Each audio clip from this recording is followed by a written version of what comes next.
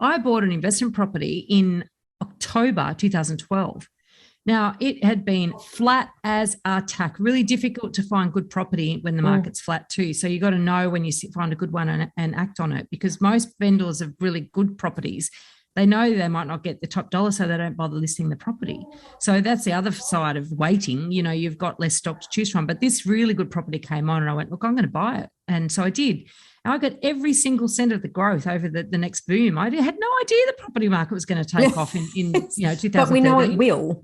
At some point it will. That's the point. Just looking back and saying, I wish I'd bought them, or it's got to slow down and drop eventually.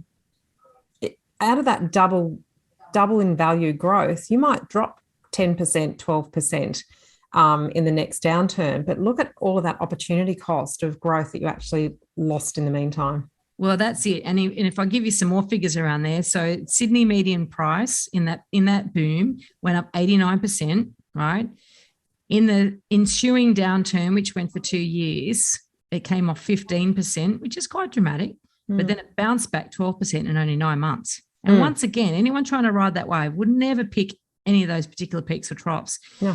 And of course, look, the one thing that every buyer wants to avoid is buying too close to the peak and immediately losing money. Yeah. Right? Yeah. And that is an issue. Of course, it doesn't feel nice, right? It doesn't feel nice at all, but it is really only an issue if A, you buy crap, and B, you need to sell that Forced crap. to sell in a certain market. Yeah. Because, it can't deny it's a possibility. In fact, I did some research on 50 properties that were purchased at or near the 2017 peak in Sydney and then on sold while prices were falling.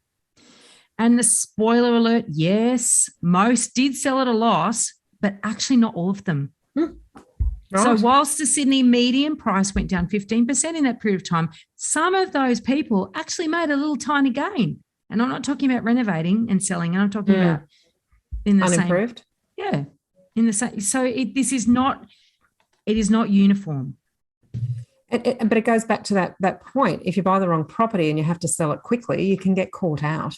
And that's the thing that we talk about with timing is if you haven't got to sell at any point in time, then you can ride a market cycle. You can get past 3 o'clock, you can make it to 6 o'clock, and you can actually start to then ride the upswing.